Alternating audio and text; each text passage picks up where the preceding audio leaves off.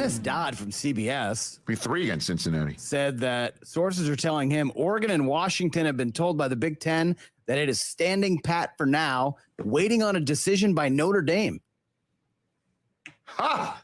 Notre Dame's on the clock, huh?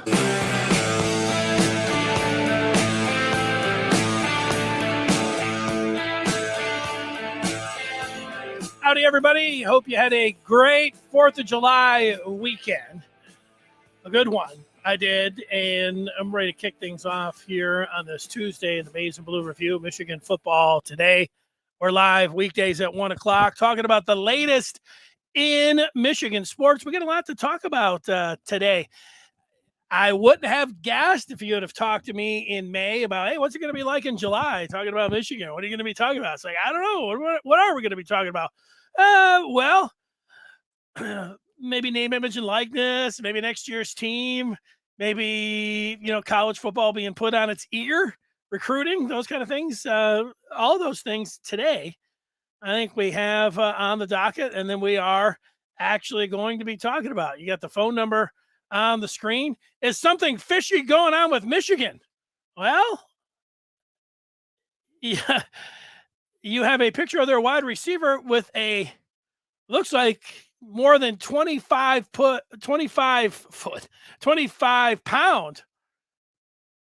king salmon in his hands out in Lake Michigan. Good wide receiver, good hands there. That is Andrel Anthony with a fine catch. And that is what's going on. We kept the fishing theme alive as we look at what we're going to talk about here today. Michigan and the Big Ten going after that big white whale. Notre Dame. The possibility, as you heard Rich Eisen and his cohort there on the Rich Eisen show talking about the possibility of getting Notre Dame. We will dive into some Michigan offense this upcoming season, thinking about it a little bit. And over the weekend, Michigan did land 2 commitments, and we'll get a quickie when it comes down. It's not listed up here on the screen, but we'll have a quickie when it comes down to name, image, and likeness. All right, so the Wolverines over the weekend, we talked about it on Friday, the possibility of Michigan hauling in some verbal commitments, and they were able to do that with a pair of 4 stars. Samaj Bridgman, a linebacker out of Philly, and a wide receiver out of St. Louis, Missouri, Frederick Moore, listed as 4 stars. That ups Michigan's recruiting total to 8 right now. And nationally, if you follow such things, or right in the Big Ten, the rankings, this boosted Michigan with their 8th commitment up into the top 50. Rivals listing Michigan at 48. Remember, signing day's the first Wednesday in February, so a little bit of time to go. Although you look at the Big Ten rankings, and Michigan's sitting there tucked between Maryland and Indiana at 13. That's not fun to look at. So don't look at it if you don't want to think about the recruiting. And when I said we have a name, image, and likeness quickie, I've got a few things. I've got something from a regent. I've got something from a Michigan player who's in the circles with the Wolverines, and people respect his opinion. I have his tweet up on the screen. His name is Todd Anson, and he read a tweet from Regent Jordan Acker, which I'm going to get to in a minute. And if you've listened to Jim Harbaugh talk about name, image, and likeness, transformational over transactional, Ward Manuel, hey, we're not paying players. These players are not employees. He made that clear. He likes to see them, going out and doing their own thing and getting their name, image, and likeness and making their own money. But he made it clear. And in Anson here, he likes what Acker was bringing to the table, talking about a platform for name, image, and likeness that's different than buying talent. For roster integrity and team chemistry, a platform that rewards achievement and longevity, plus citizenship and academics, builds the roster the U of M way. The U of M way, the Michigan way. This sounds an awful lot like Jim Harbaugh, a transformational tweet, or transformational over transactional. You realize that by now. And let's look to the aforementioned Jordan Acker, who is out on vacation, but this morning, a little bit before 9 o'clock, so a couple hours ago, he tweeted out some of his thoughts on name, image, and likeness, the future, and where it's going. Now, the first couple of tweets, it gets a little background, not a whole lot going. There's about 6 or 7 of them, so skip down a little bit. Here we go. He is talking about the difficult issue of using name, image, and likeness collectives to recruit kids straight out of high school. And he says, you see 2 things. First, schools have been in this world for a long time, transitioning well. Some schools continuing to watch and see, and others invent them out of whole cloth. That seems like 3 things to me, but whatever. So the first part of this, he's saying schools that have been cheating, like in the past, guys that were paying off teams or paying off players before, they've transitioned very well in the name, image, and likeness. He's saying, and I agree with that. I mean, we all know that teams were paying players prior to NIL, and I'll just say like Texas A&M. They the way things are going with them. And a lot of teams in the SEC. Some schools are continuing to watch and see. I would put Michigan into that category. And then you have others inventing things out of whole cloth, which I'm not exactly sure what that means. Like just jumping in with both feet and trying this. Maybe they didn't cheat before. They're not taking a wait and see approach. They're going after and buying some players. I think that's what he meant by that. Regent Acker makes a prediction. Using NIL as a recruiting incentive will be nearly impossible for most schools to keep up. Why? Worst return of investment of any NIL scheme by far. Now, you just think about this, and I have thought about it myself. He is saying it's going to be impossible for most schools to keep up. Well, he doesn't say, like, how many schools are we talking about? I don't know, 10, 20? It's going to be impossible for most of those schools to keep up. How many of them will be able to keep up? 5, 10? I'll say 10. I think for a few years, especially the ones that have been doing it. What kind of return of investment were they getting? I think there'll be 10 schools or so that will keep up, priming the pump, especially when they have success, if they have success doing it. I think that over the next 5 years, if things are staying like they will, there'll be at least 10 teams that would continue to use recruiting NIL as a recruiting incentive. His prediction is saying it's going to be impossible for most schools. He says there are going to be some teams that are very successful in the short term. He says, however, eventually donors tire of getting money for nothing, and we will see the pot of name, image, and likeness money isn't unlimited. The biggest bang for the buck and will be rising stars and developed talent. There's no such thing as a sure thing in football or any other NCAA sport. Now, what this is telling me, this particular tweet here, like, I don't know, donors, it's funny. They give money all the time, like for facilities, and what are they getting their money for there? So that, they could get a suite or they could meet the coaches or something. Donors give a lot of money for not a lot of return of investment already, I would say. That's one part I think about that. The other thing about the name, image, and likeness money isn't unlimited. I know it's easy for me to talk about billionaires and millionaires and how they spend their money, but the ones that are football crazed and want to be involved in the program and can see what their money's doing actually with these specific players, I'm not buying this particular line of thinking. But it goes to the Michigan message of not giving money to the players that aren't there, giving it to them. He calls the biggest bang for the buck are rising stars and developed talent. That's the players that are on the team.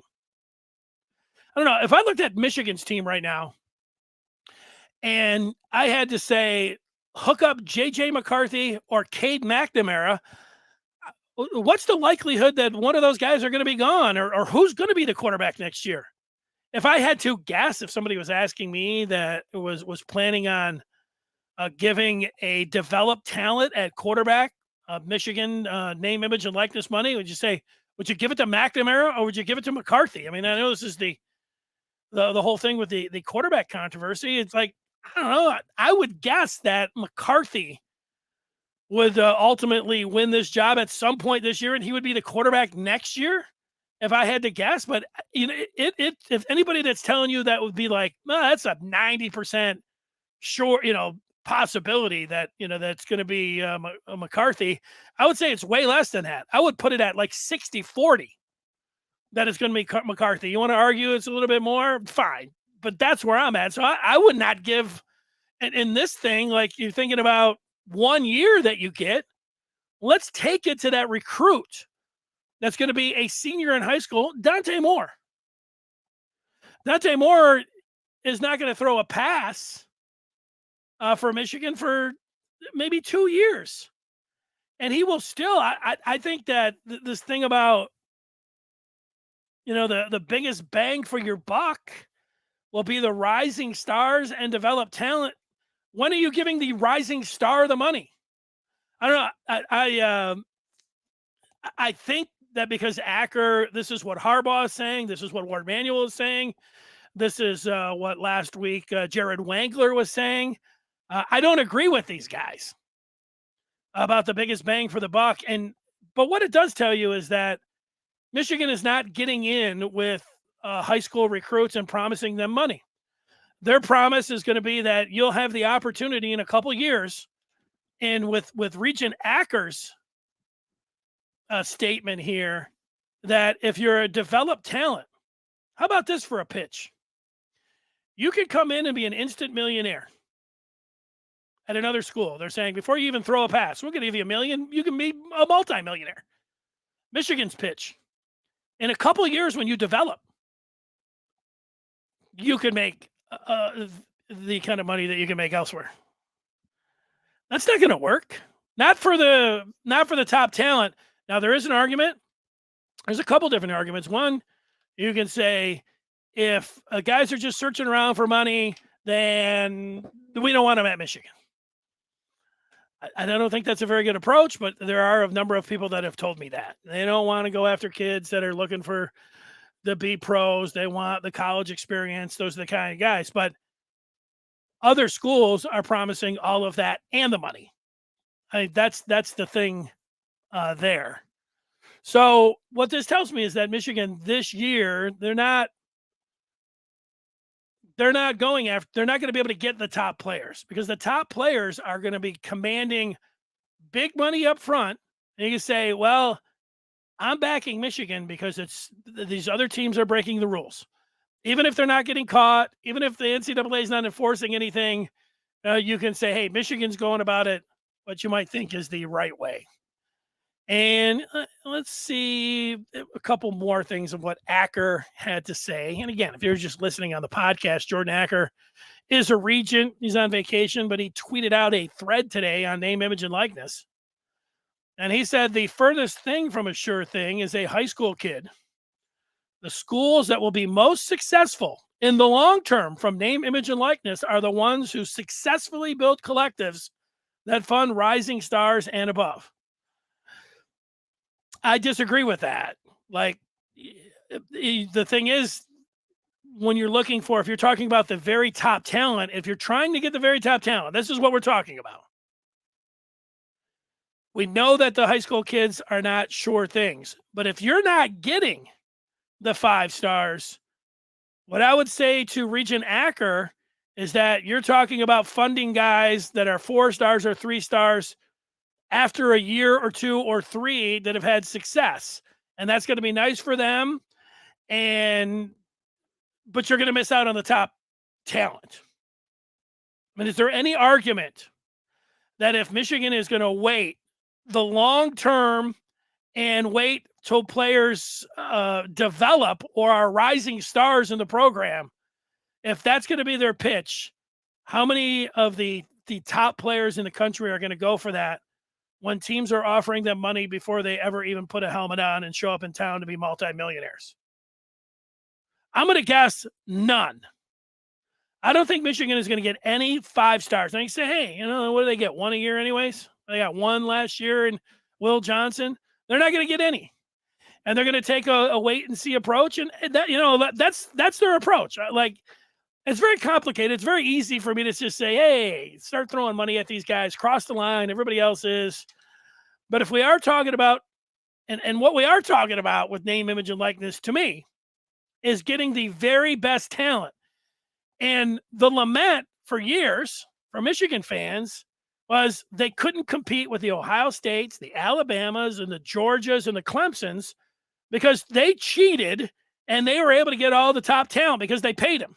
Well, now you can pay them, but the rule, it is a rule that you can't promise them. Teams are looking at that and they're saying nobody's abiding by that. The NCAA is not doing anything about it, and it feels a lot. It doesn't feel as dirty as cheating before. Like before, sliding a briefcase full of cash for unreported money to somebody's uncle. That seems like cheating. Now, saying, "Hey, we can promise you $3 million." Just say, don't tell the NCAA that we promised you there, and you can have it next week. That doesn't seem very much like, even though technically it is, and I don't know how you enforce it, because the NCAA calls up and says, hey, Dennis, congratulations on committing to Michigan. Did they offer you anything to go there? No. Okay, thanks. That's it. But it does come down to the part where there is a rule on the books. Acker saying that eventually the athletes are going to see the same. The NIL collectors will be very successful and they'll throw lots of money at high school athletes, but their hit rate will be lower and they will waste tons of money on guys that wash out. All right. That's what Acker had to say. And I'll just say this when it comes down to the collectives and whatnot, and this line of thinking.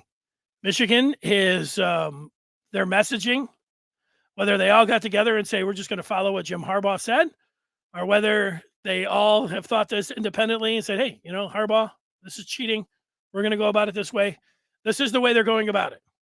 We have now seen it from Harbaugh. We have heard it from Manuel. We saw the tweet from Jared Wanger, who runs a collective for Michigan last week, talking about student athletes and giving them money, not up front, down the line. And now we see the Regent, and we see one of their other heavy hitters saying thought-provoking thread here from Regent Actor. Now we have a Regent saying the same thing. This is how Michigan is going about it.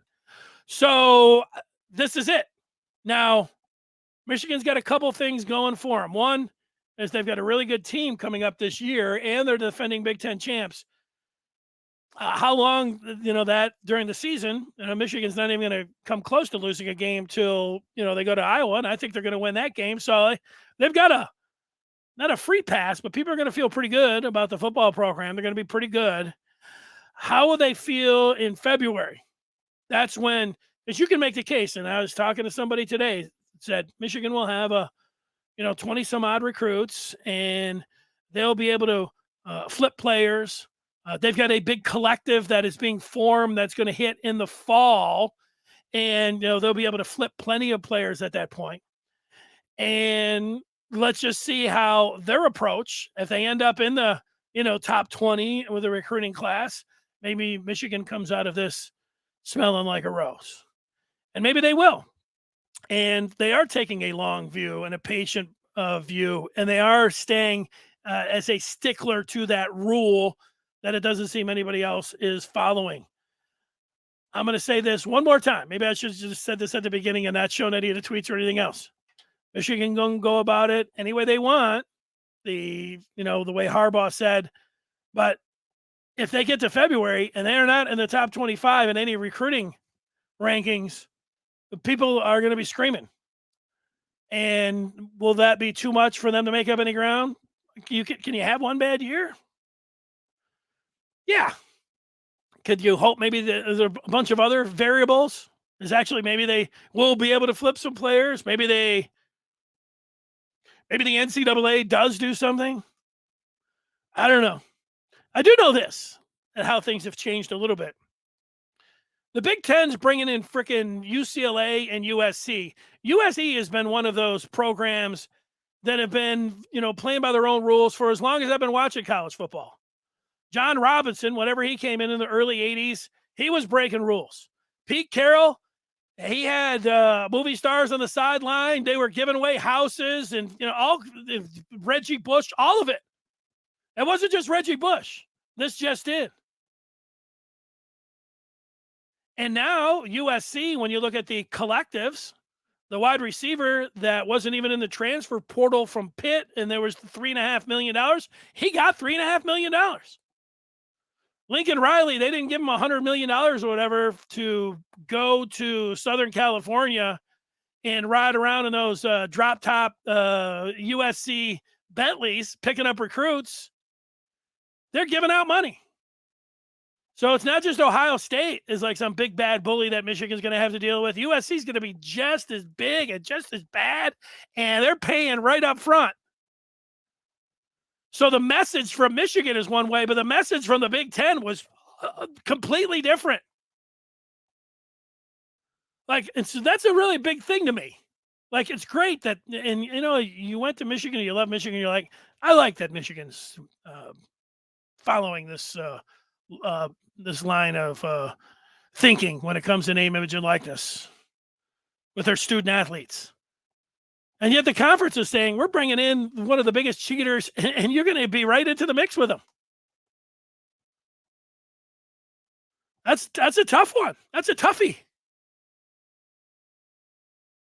You're bringing in one of the biggest bullies that they're gonna spend with. It's an arms race.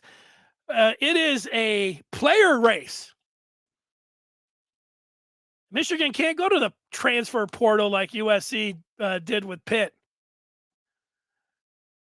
They're up against it. So they're taking a very tough path here. They're going to make it very difficult on themselves by doing this, because USC has already shown with their history and just in the last month with paying players, they are in the forefront. You might as well say, who are the teams out there that are not abiding by the rules, the one rule of pay for play? It's pretty easy.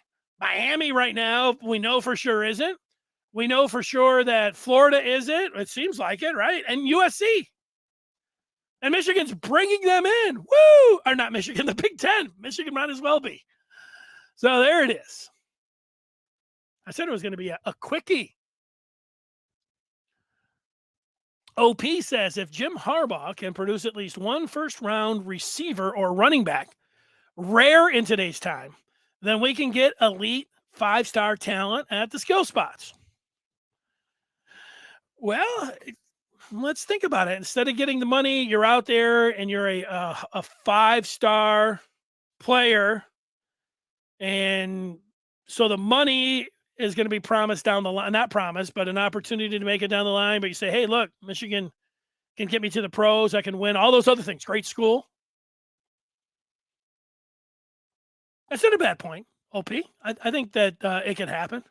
And I know it sounds like I'm crying all the time about name, image, and likeness. I'm giving my opinion on it. It's not the way that I would go about it.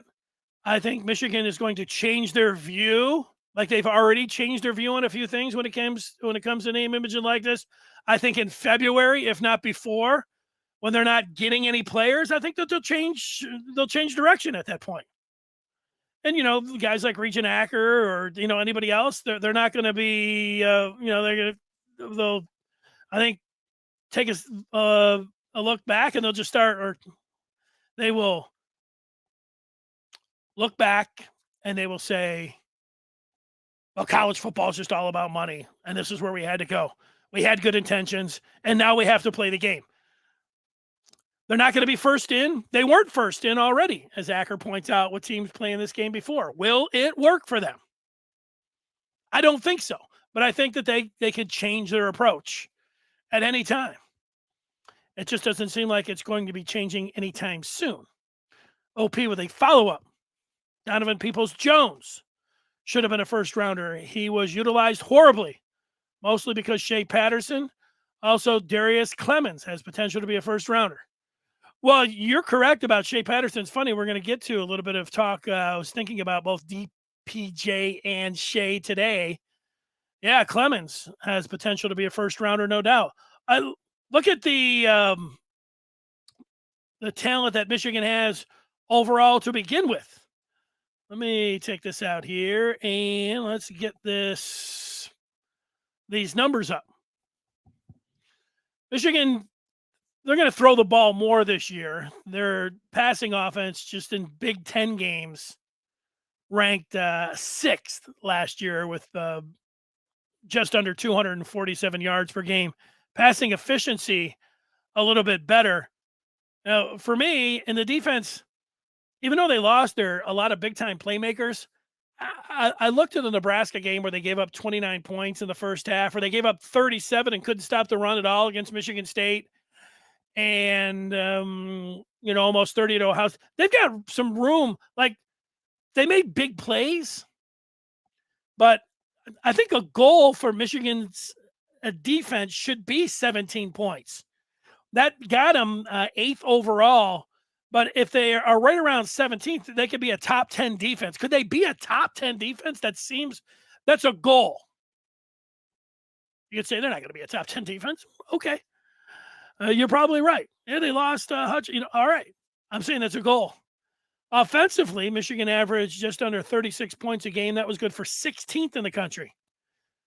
I think a goal for this team, could they average 45 points a game? That sounds like too much. That would be number 1 in the country. But can they average 40 points a game? That could get them into the top 10 in the country. I'm looking for Michigan to average 40 points a game. And I'm looking for them to, say, hold opponents around 17 points. That's my goal. I think it's a lofty one for them. I'd like to see if they could achieve that. But you just look at the talent. Michigan's going to throw the ball a lot more than they did last year. And if you look at Blake Corum and Donovan Edwards, they had more receptions than Hassan Haskins. These guys can catch the ball out of the backfield just by utilizing their talent. Michigan's going to throw the ball more. And then you look, AJ Henning's a real wild card here. How they're going to work him? Is it just going to be on reverses? How much are they going to have him in the backfield? How much success are they going to have running him out of the backfield like Deebo Samuel? All points that I think everybody's excited to see once the season starts. They just look at what OP was talking about and the possibility of, guys getting drafted. The one part you say about that, OP, you go back and if you're just joining us here, OP was making the point about if Michigan can get a first-round receiver or running back. You know how rare that is, though, OP? Like, you look at these guys, and I say, yeah, look at them.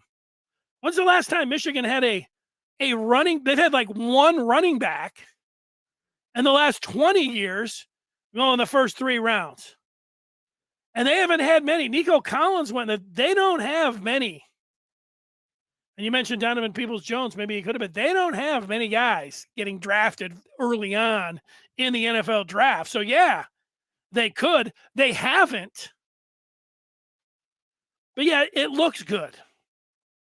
And I'm one with Ronnie Bell, Cornelius Johnson, Andrel Anthony, Roman Wilson, Mike Sanristil, Darius Clemens that you mentioned, Eric All at tight end, Luke Schoolmaker, and we already talked about Henning. Yeah, this team is really stacked. And I'm one that likes to talk about Michigan in the offseason and what they could possibly do. And the offense looks like it could average 40 points a game, like I mentioned here. But I do have to, my only word of caution is going back to 2019 for just a second. That was the team that Donovan Peoples-Jones was at. I remember they had Donovan Peoples-Jones, Nico Collins, Tariq Black. I mean, those are 3 wideouts. I thought all 3 of those guys had first-round potential.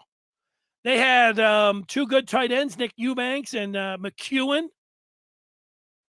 2 big targets, 2 good tight ends. And then the running game, they brought in Zach Charbonnet, highly thought of running back. Haskins was on, he hadn't broken out yet. He did that season in the Notre Dame game.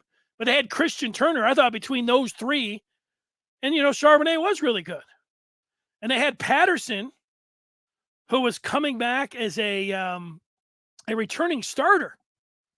Their offensive line was the best in a decade on paper. I actually think it proved out to be that way. And just if you think about that 2019 offense, that whole offseason, I was thinking, oh, yeah, plus what's his name at Ohio State? Urban Meyer was gone, so they had a new coach. That was a wild card. They didn't have a returning starter at quarterback, and the game was in Ann Arbor. I thought that was going to be Michigan. It was going to be now or never, to beat Ohio State. And all offseason, I was talking about just how fantastic the offense looked on paper. And first play of the game, or first play of the season, in game 1, Shea Patterson got hurt. And then you had Josh Gaddis. His idea, one of his big ideas for that 2019 offense was to not play 2 quarterbacks. Yeah, it was play 2 quarterbacks. Play them at the same time. They had Dylan McCaffrey, and Shea Patterson. You go back and look in that first game, they had them both in there. Playing this, let's run some reverses. Let's play some, hand the ball back and forth kind of stuff. And you remember what happened? It didn't work. These guys were clunky on it from the start. Fumbled a handoff. Wait, I didn't mean to put. It was like they instituted and hadn't practiced it. Those are tough things. That's why a lot of teams don't do it. All these different wrinkles. Let's hand it off here, throw it back there. Michigan botched that, and it set a tone. Because if you think about that 2019 offense, what was the problem? Was it Patterson not being able to throw the ball deep? As OP mentioned, that was one of the things. He couldn't throw the ball deep from a clean pocket. It was weird. It was one of the frustrations of Shea Patterson as a quarterback. No, the identity for that Michigan football offense in 2019 is that they couldn't hang on to the ball. And it started right off the bat in that opener against Middle Tennessee State. They were fumbling left and right. They almost got beat by Army. The offense wasn't going anywhere because they turned it over all the time. They went to Wisconsin and got, beat up. That game was over at the half, but they put a lineman in the bench, and he fumbled the ball down to the red zone, to cost them that game early on. The point about all this, that was a warning sign, is that I really like the 22 offense on paper. I haven't liked an offense so much since 2019. That's the point I'm trying to make on that. So that's the cautionary part of liking Michigan's offense so much. I still like it. It doesn't mean they're going to be like 2019. It's just something to think about. I think these skill guys will get drafted in the 23 draft. Corum, Bell, All, Kojo. Yeah, I'm with you. How high they get drafted is out of that group. I think you're putting them in the order that you think they're going to be drafted. I don't know if you're saying Blake's going to be a first round. He's got potential. Running backs don't get drafted very often in the first round. Yeah, I'm right there with you, but yeah, I think that whole thing about how they haven't had any skill players drafted at all, running backs and any of the skill players, it's been a huge void for them. They do have some guys that could be drafted. You're right. All right, on to the expansion in the Big Ten. You heard there at the start, it was Dennis Dodd. I'm going to play that again for you. Dennis Dodd from CBS. Be 3 against Cincinnati. Said that sources are telling him Oregon and Washington have been told by the Big Ten that it is standing pat for now, waiting on a decision by Notre Dame. Notre Dame's on the clock, huh? the mid-90s, I started working in sports talk radio, and you'd get to the off season and you talked about a number of different things. Should college players be paid? Should they expand the conference? Should there be a different playoff? All these different things. And for 10, 20 years, it was always the same answer. It's not happening. I guess they expanded a little bit in there. But along the way, there was always talk about Notre Dame. Oh, Michigan's or the Big Ten's doing everything they can to woo Notre Dame. And then Notre Dame would turn up their nose at them. Everybody's like, hell with Notre Dame. And, I do it myself, say to hell with Notre Dame. Even when Michigan would have them on their schedule for 364 days, I'd be like, I hate Notre Dame. So then the game day would be there. I'm like, this is the greatest thing ever. That's the thing with Notre Dame. Nobody's more arrogant than Notre Dame. Everybody, everybody hates Notre Dame. I was going to say their love-hate. Everybody hates Notre Dame. But that's the appeal. You get such great ratings if you bring Notre Dame in that Big Ten footprint. So will it happen? It should happen. And maybe the money will be there enough. I don't want any, I keep saying Michigan. The Big Ten gave Penn State a big sweetheart deal when they came in the conference. How they lined up their schedule. And no sweetheart deals for Notre Dame. Like, I don't want to see Notre Dame could pick whatever division they want, or they get to pick they could pick whoever they want. I say no sweetheart deals. And yet, if Notre Dame said, because they always play Stanford and USC, if they said, we want Stanford, that's the only way that we would come. I would do that. Because Stanford football kind of sucks, but everything else, basketball is not really good, but all their Olympic sports are great. And it's in San Francisco, which is great. Who cares about the television market, right? But to get Notre Dame, there's my concession. Here I am saying no sweetheart deals, with the exception of having them as a package deal with Stanford. I would allow that. But no other add-ons for Notre Dame. That would be the only one that I would consider. Now, Kevin Warren, the Big Ten commissioner, he's bringing in one of the biggest cheats already in USC. He doesn't care about any. He does care about cities and television markets. So the San Francisco market, plus he could pass it off. They got everything academically, all the Olympic sports. They could easily, check that one. And I think that if he would be able to get Notre Dame, I think he would go along with that. So that's it. That's how I feel about the whole thing. So Notre Dame, it's there. It could happen. Let's go ahead and see. OA giving us a hello, giving us a shout out there in Clubhouse. What's up, man? What's up, OA? Okay. I put a picture of a fish that I caught. This is like 20 years ago. But I knew that this was a king salmon that Andrel Anthony had in his hand, because if you look all the way to the left, let's go back. In the hat, I have a 25-pound king salmon in my hand here. Only thing that I wish is I could show you the entire fish. But I remember I just got lucky. It was the first charter I'd ever went out on at Manistee. When the line hit, because I was the rookie, they handed me the pole, actually helped me along the way too to bring them in. I didn't have to do a whole lot, but I won the prize for the biggest fish. And this picture lasts from that. But what I remember about it was 25 pounds. But when I compare it to Anthony's here, that is pictured on the screen, this is every bit of 25 pounds. And again, you start looking at the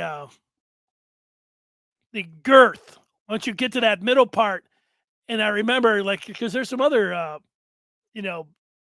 big fish here in the lineup, but mine, if you compare them to these others, you just look, man, they're stacked. It's a fat fish. But Anthony's is every bit. When you start going across the torso of this salmon, if he told, I bet that is more than 25 pounds. You get over a 25-pound salmon, you're doing something right. Now I hate to think about this because, but it's true. They process that salmon for me. They cut it up. I don't know how many, maybe 6 fillets, and I was going to eat all of that, and I put it in my freezer. And that summer, something power outage. Maybe it was when the brownout, I don't know, something.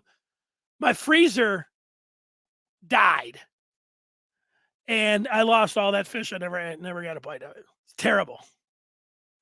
I hated that part. It brings me, now that I'm thinking about food a little bit, and a quick note on July 4th yesterday. My wife's got all of the food ready to go, and my only job was to have the grill ready to go. Get the grill. So Saturday I went out there, and we hadn't used the grill all summer. Brought the grill out, lifted the tank. The tank fell, she said, do we have, the fuel in the tank or whatever? I was like, it seems like it. Seemed pretty heavy.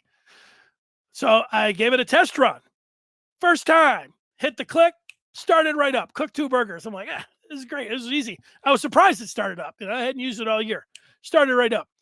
So then I'm like, I'm all set for yesterday, July 4th. She got all the hamburgers, hot dogs, steaks, all the stuff, corn on the cob to go on the grill.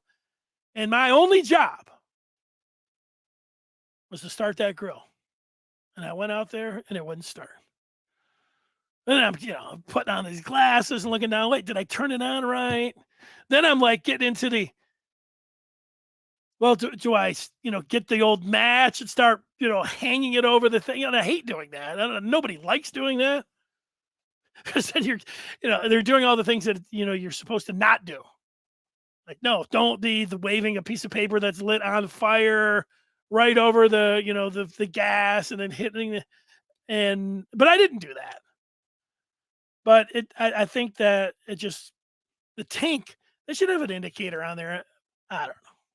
My only job, and I couldn't complete it. Luckily, we grilled up all the food. It was great. And everything went fantastic. And we had a nice 4th of July. But I had one job to do and couldn't get it done. All right, that's going to do it. We will be here tomorrow. I do want to remind people, I got a little bonus for you. And that is, you want to know what Michigan's next move on the recruiting trail is? You want constant banter with Michigan fans? Like, P was talking about this skill positions. What's Harbaugh doing? What are they doing with the name, image, and likeness? Well, I tell you every show, join up with Amazing Blue today. Josh Henschke, our publisher, put out this tweet over the weekend. And that is that you can get access to premium content for free until the season opener. Use the code UMFree22 at checkout. So if you're listening on the podcast, I'll read this again, but get involved. Check it out.